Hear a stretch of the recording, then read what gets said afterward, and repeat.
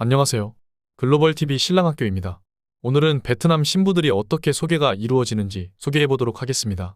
소개를 받는 방법은 총 3가지 정도가 있는 것 같습니다. 1. 먼저 결혼한 한배 부부의 지인이나 친지를 소개하는 방법. 이 마담을 통해서 마담에 아는 신부를 소개받는 방법. 3. 페이스북에서 여성을 모집하는 방법. 기타, 복합적으로 먼저 결혼시키고 결혼한 사람의 주변 사람들을 소개받는 방법. 코로나 전에 베트남 호치민에서 결혼시킨 신부들이 많다 보니 아직도 한국 남성과 결혼을 희망하는 베트남 신부의 사진과 프로필을 보내주기도 합니다. 그런데 여기서 소개비를 요구하는 분도 있고 그렇지 않은 분도 있습니다. 일반적으로 베트남 여성과의 결혼은 지인 소개든 업체 소개든 통칭 마담비라는 소개비를 주는 게 관례이기도 합니다. 그럼 예쁜 신부는 어떻게 모집이 될까? 한배 부부들에게 지인이나 친척을 소개받으면 그 숫자도 많지 않지만 솔직히 괜찮은 미모의 여성은 거의 없습니다. 진짜 대부분 베트남에 사는 일반인을 소개하다 보니 많지가 않겠지요. 한 10명 소개받으면 그 중에 1명 정도 외모가 괜찮은 여자가 있는 것 같습니다. 현실이 이러하다 보니 국제결혼중개업체들은 페이스북에서 모집한 여성과 호치민에 있는 마담들을 통해서 신부를 공급받고 있는 실정입니다. 호치민에는 신부만 공급해주는 마담이 있는데 대충 마담비라는 소개비가 500불에서 3000불까지 다양합니다. 또 이마저 여의치 않으면 건터까지 가서 맞선을 보기도 합니다. 그런데 안정적인 결혼으로 이어지는 확률을 본다면 한배 부부들의 추천으로 소개받는 신부는 많지는 않지만 대체적으로 무난하게 결혼 생활을 하는 경향이 있어서 추천을 하지만 문제는 이쁜 신부가 많지 않다는 것. 일반적인 업체들이 신부를 소개하는 방법은 대부분 호치민에 있는 왕마담과 거래를 하거나 건터에 있는 마담들과 거래하는 방법을 택하고 있습니다.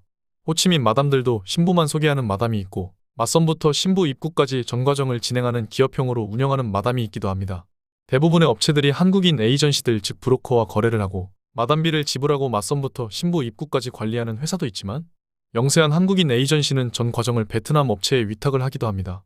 이는 각각 장단점이 있는데 한국인 에이전시가 직접 기숙사를 운영하고 서류를 직접 대행하면 최소한 신부가 기숙사에 있는 3개월 동안 자체적인 검증이 되기도 합니다만 이런 환경조차 안 되는 영세한 에이전시 업체는 대부분 이마저 베트남 마담들에게 위탁하고 있다 보니 검증이고 뭐고 될 리가 만무하죠. 한국 남성들은 베트남 신부 중에서 예쁜 여자를 선호하고 한국 국제결혼회사들은 아직도 에이전시 측에 적당한 비용을 지불하지 않고 어디 싼데 없나 하고 저가 업체만 찾아다니면서 폭리를 취하려 하는 경우가 많다 보니 한국 에이전시나 베트남 마담들 입장에서는 아무래도 한국 회사에서 받는 비용이 적다 보니 그다지 베트남 여성들에 대한 검증이나 이런 거에는 관심이 없는 경우도 많습니다.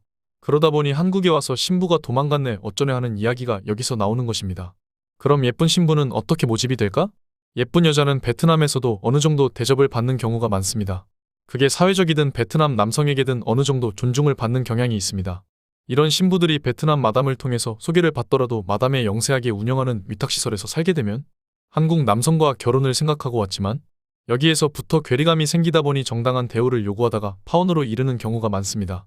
현실이 이러하다 보니 요즘 예쁜 여성들은 전통적인 마담을 통해서 소개받기보다는 페이스북을 통해서 자신이 원하는 남성을 직접 찾는 경향이 늘어나고 있습니다. 상황적으로 볼 때 국제결혼업체에 결혼을 문의하는 정상적인 예쁜 신부는 극히 적으며 대부분 호치민 또는 컨터의 왕마담을 통해서 모집이 되는 일부 소수의 미모의 여성을 가지고 자신들 나름대로 홍보하고 적게는 500불부터 많게는 3000불까지 소개비를 요구하고 있습니다. 실제 예전부터 컨터에 유명한 마담이 있는데 소개비가 1000불에서 3000불까지 하는 신부는 중국으로 많이 간다고 합니다. 왜냐하면 한국 업자들은 소개비용이 짜기 때문에 잘 성사가 안 되고 대체적으로 한국 신랑들의 나이가 많기 때문에 잘 성사도 안 되고 까다롭다고 합니다. 건터에 맞선 보러 가면 결혼 비용 얼마 줄 거야? 하는 말이 괜한 소리가 아닙니다.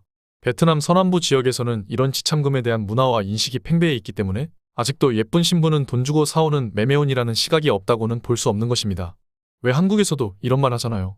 결혼한 신부가 예쁘면 얼마 주고 데려왔냐는 식의 말들을요. 예쁜 베트남 신부는 제가 보기에도 호치민이나 건터 왕마담이 전략적으로 데리고 있는 경우가 많습니다. 그들은 그 여성이 정상적이든 술집 여자든 이런 거 안 따집니다. 사실 그걸 저희가 알 방법도 거의 없고요. 저희도 간혹 예쁜 신부들이 문의가 오긴 하는데 대부분 전통결혼 비용 얼마 줄 거냐는 이야기가 많습니다. 그런 여성 묶어두려면 너의 전통결혼에 우리가 2억 동 이상 받아주겠다고 약속해야 우리가 소개하는 것을 기다릴까 말까 합니다. 예쁜 신부의 모집은 간단합니다. 마담과 베트남 신부가 계약을 하고 얼마의 비용을 받아주겠다가 정설입니다. 이걸 잘하는 마담이 능력 있는 마담이고 능력 있는 업체인 것이 아이러니하죠.